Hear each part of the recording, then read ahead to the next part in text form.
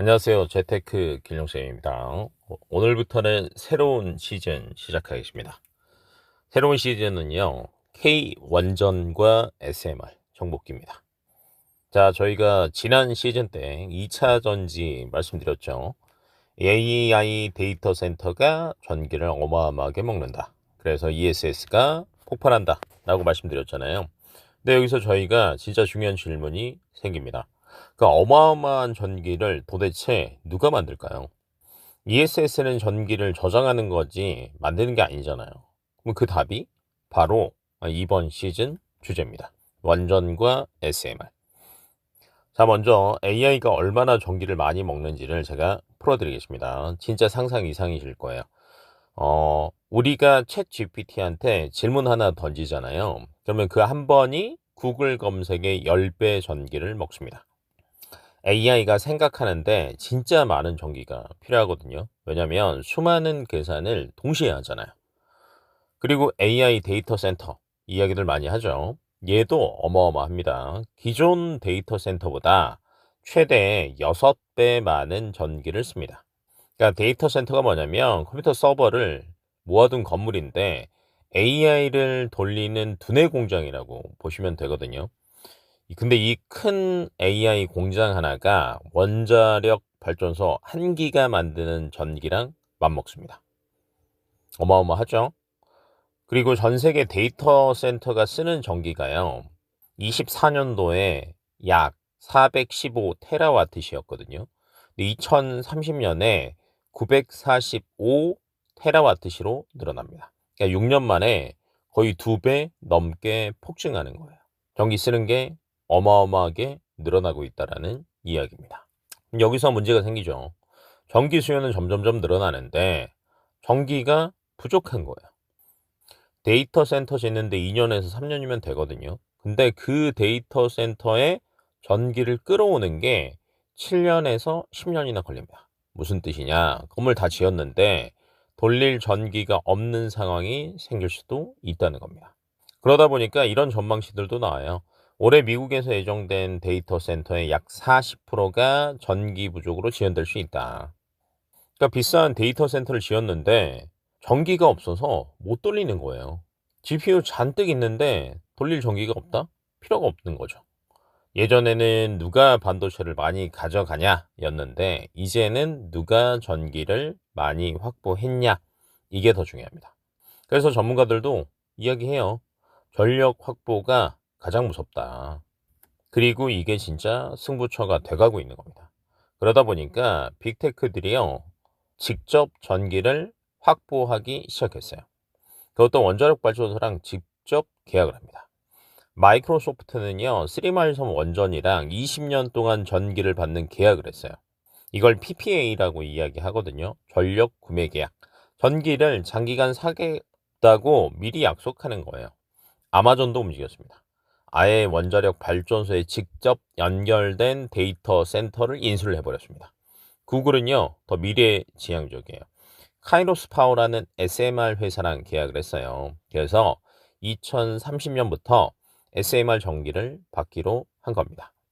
4대 빅테크가 올해 쓰는 투자금이 다 합쳐서 7,250억 달러 정도 되거든요. 우리나라 돈으로 1,115조.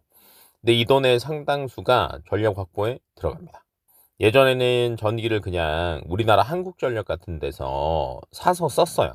근데 이제는 빅테크는요, 아예 발전소랑 대놓고 직거래를 트기 시작을 한 겁니다.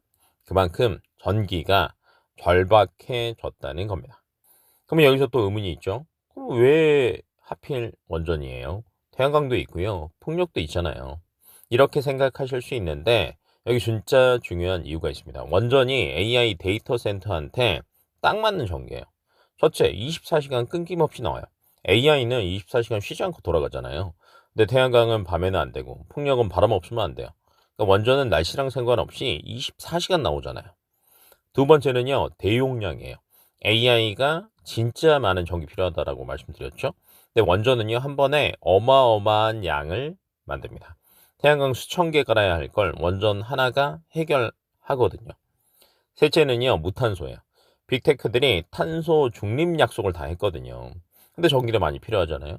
근데 원전은 탄소를 안 뿜으면서 대용량 전기를 만들어줍니다. 그러니까 딱 맞는 거죠.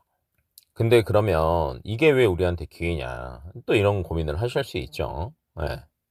전 세계가 여러 가지 이유들 때문에 원전을 다시 짓기 시작을 했거든요.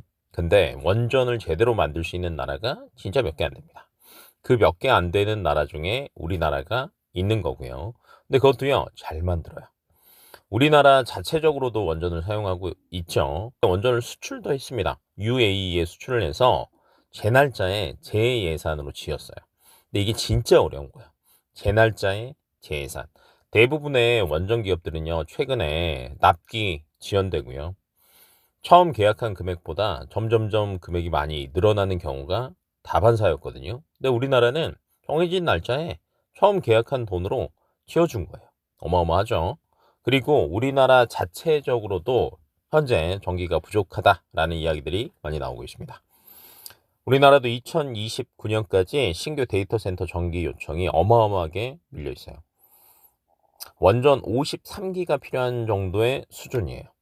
그러면 해외 여러 가지 이슈들이 있죠. 국내 이슈도 있죠. 그러다 보니까 원전을 굉장히 귀한 물건 취급을 하고 있어요. 근데 그중에 약속 잘 지키고 돈 더 많이 안 받는 한국이 대안이 돼버린 거죠. 자, 좋은 이야기들 많이 했으니까 리스크도 보셔야 되겠죠. 원전은요, 먼저 시간이 진짜 오래 걸립니다. 대형 원전 짓는데 14년에서 15년 걸리거든요. 그리고 당장 전기 부족을 풀지는 못합니다. 그래서 중간에 가스 발전이나 다른 신재생을 할 수밖에 없는 거예요. 둘째는요, 정치랑 정책 변수가 진짜 큽니다. 정권이 바뀌면요, 정책이 확 틀어지기도 합니다. 탈원전이냐 친원전이냐에 따라서 회사 실적이 달라질 수 있습니다. 다음으로는 인허가가 진짜 까다로워요. 안전이 제일 중요하다 보니까 허가 받는 게 진짜 오래 걸리거든요. 그래서 수주가 지연되는 경우도 많습니다. 그리고 마지막으로 이미 기대감이 차서 주가가 따라갔어요. 그래서 좋은 뉴스가 선반영된 부분도 있으니까 여러 가지 변수들 생각을 같이 해두시는 게 좋습니다.